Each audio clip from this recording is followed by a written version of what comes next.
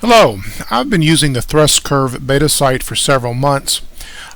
Now that it's the main site, I thought I'd take this opportunity to show you my favorite feature.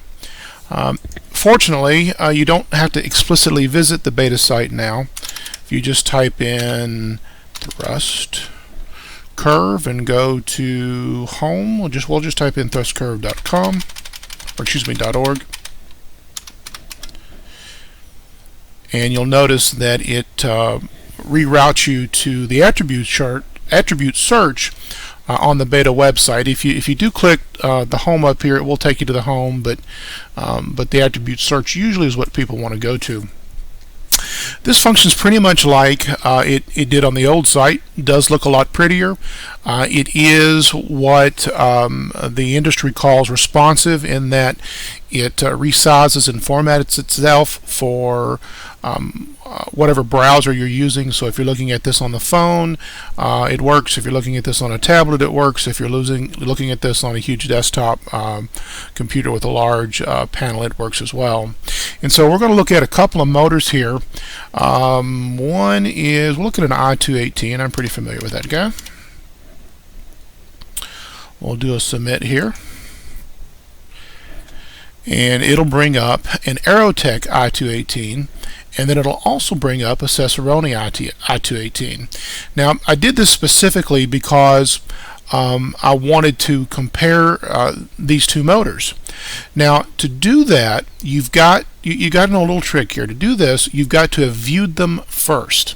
So I'm going to go in and look at the i218. Oh, that's nice. Okay, that looks about right. I'm going to, I think I can go back on this, yeah, and then I'm going to go look at the Cicerone i218 as well, which I think was a, let's see here, the propellant. Yeah, it was a White Thunder propellant. Nice motor. I've used lots of them, and I at this point have viewed, and this is important, I've recently viewed two motors, and then I'm also going to back up here. We'll go back to the attribute search and look up an i100, and this will illustrate why I really like this comparison feature of the beta site. We'll submit that. Yeah, and there it brings up the Cicerone i100, which many people know it's a Red Lightning, but it's also a long burn. I think it may even be a moon burner, but it's certainly a long burn motor. And so now I've viewed that one. Well, why is that important?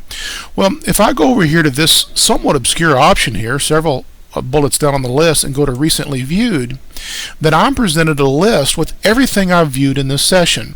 And I took a look at a few others while I'm playing around. But the neat thing I can do is I can go back and pick, there's the Cicerone, I can pick the Aerotech, very similar motors, and then this is the magic. Compare selected motor.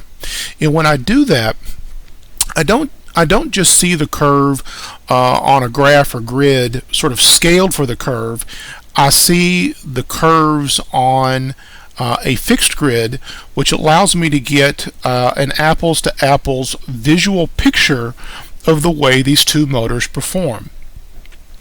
I can also see the burn time versus impulse, which will become more useful as you compare more motors, or the average thrust versus impulse. But this is where it gets real neat. You might say, well, there's not a lot of information on this. Well, John has kept this interactively simple. Now watch what happens. This is the i218, and I hover over the i218. Not only does it show me the specifics and gives me a link to go to the motor page, it also dims or grays out the motor I don't have highlighted. So if I look at this curve here, this red curve, and I can hover over the curve itself, I'm looking at the Aerotech. But if I hover over the Cicerone, the blue curve, I'm looking at that. And so what we find out is that these two motors that have the same impulse are actually fairly different, because the Aerotech has what appears to be a slightly higher average thrust, and you actually, and not slightly, it's, well, yeah, it's slightly, and you actually see that here. Okay, so this is where it's really, really useful. Now you might say, well, okay, well, that's cool. These curves are sort of close, but what about a curve that's not close? What about a curve like a long burn motor that has maybe a high initial average thrust, but maybe even has a drastically lower impulse, like an I-100? Well, all I've got to do is go back to my recently viewed, pick the I-100 from the list,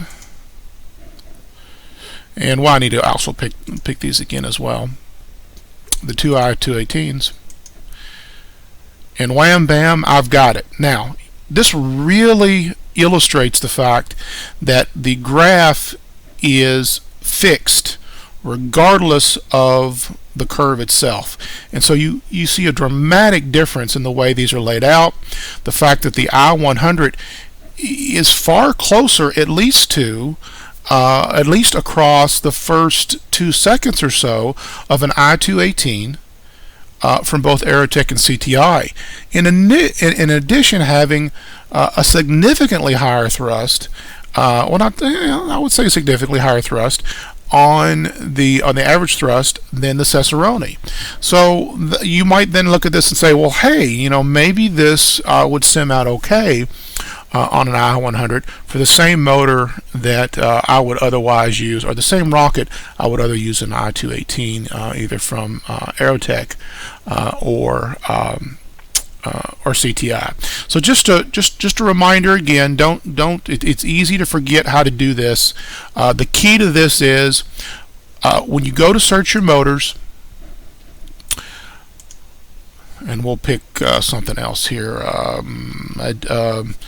just to illustrate what an M1300, for instance.